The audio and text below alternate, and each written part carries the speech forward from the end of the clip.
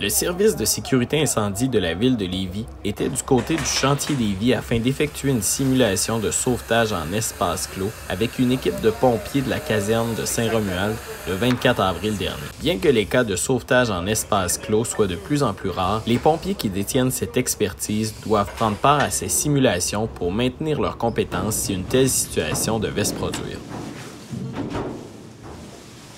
Aujourd'hui, c'est une simulation d'un sauvetage en espace clos dans un environnement où l'air n'est pas respirable sans conséquence pour la santé. Donc, les pompiers devaient porter une protection respiratoire.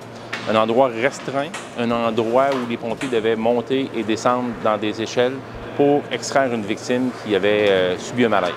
Donc, on est venu ici, c'est comme un terrain de jeu un peu pour nous autres, pour venir se pratiquer à la Davie.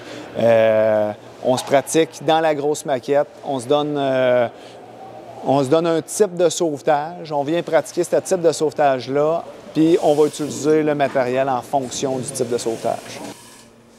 C'est pas si fréquent que ça. La raison est très simple. C'est depuis une dizaine d'années, la CNESST a mis au Québec beaucoup d'emphase sur les travaux en espace clos. Donc, les travailleurs se sont mieux protégés, beaucoup de mesures de prévention, mieux équipés, des meilleures procédures de travail qui ont fait en sorte que les interventions concrètes en espace clos sont pas si fréquentes que ça. Mais il faut être prêt parce que le prochain peut être dans 5 minutes. L'objectif, c'est de mettre en pratique des techniques qu'on n'utilise pas souvent en intervention. On est content pour nos citoyens, mais il faut les maîtriser sur le bout de nos doigts. En fait, on a quand même des exigences pour rester certifié année après année. Et puis, c'est plus un nombre d'heures que les intervenants ont besoin de garder pour leur certification. Nous autres, à l'interne, on a établi un plan qu'on voulait qu'on ait la capacité de toucher à plusieurs types d'interventions puis à tout le matériel. Donc, c'est plutôt nous autres même à l'interne qui s'en sont fait une planification à voir pour être capable de toucher à l'ensemble du matériel à l'intérieur. Puis aussi, je fais des simulations, des vraies simulations. Donc, les gars vont être à l'intérieur du poste, de la caserne. Ils vont recevoir une alerte. Ils ne sauront pas c'est où. Ils vont se déplacer puis ils vont répondre comme une vraie intervention, mais dans des installations autres de la ville, où est-ce qu'il y aurait potentiellement un vrai sauvetage avec des travailleurs de la ville. Puis ça, j'en fais habituellement 1 à 2 par année.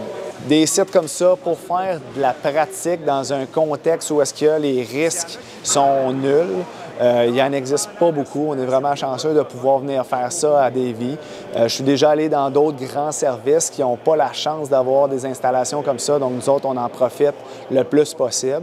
Puis, nous autres, au niveau du service de Lévis, on est rendu plus loin que ça. On est rendu qu'on fait des simulations, comme je disais tantôt, mais vraiment dans les milieux réels. Donc là, il y a des vrais risques à contrôler. S'il y a du cadenassage à faire pour faire la simulation, on va vraiment faire... on va amener nos cadenas, puis on va faire un vrai cadenassage. On fait l'inventaire des risques, on va les gérer avant d'aller faire notre simulation.